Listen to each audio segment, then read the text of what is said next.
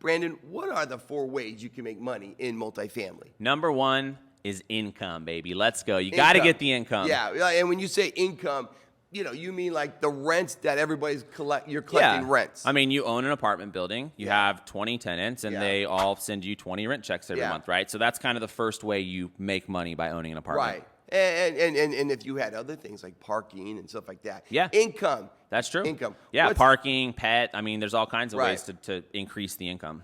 And Brandon, what's the next one?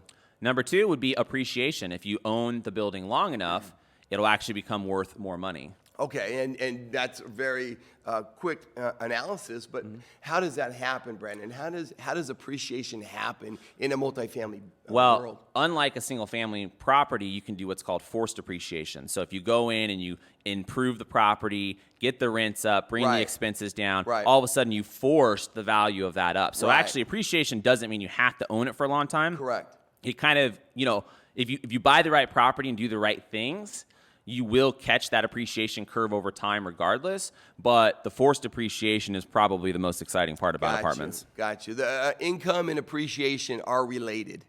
What's number 3, Brandon? Number 3 would be refinance. So a lot of the big apartment companies, apartment syndicators like us, you'll buy a property, do the forced appreciation we're talking about, and instead of selling it, say at year 2 or 3 or 4, keep the building, refinance it, and then pull a bunch of cash back out of it. And by the way, refinances are actually tax-free, so that's the best. They're tax-free. That's the best part about them. Yeah, that is a good part. Because you're borrowing the money, you got to pay it back later, but the property's paying it back. So that number 4 would be depreciation. The multifamily real estate has tremendous tax benefits. I mean, huge benefits. Right. Do you want to touch on 1 or 2 of those? Well, I'm not a CPA. I'm not giving tax advice. I won't go too far down the rabbit hole. But the bottom line is, when you own a commercial asset, the IRS lets you accelerate the depreciation schedule, which basically means they let you take, normally it would be a small tax write-off every year. With the big multifamily building, you can accelerate it and take a big write-off up front and distribute that negative K1 with you and all your partners. So it's really big. If it's used the right way, it can be a big.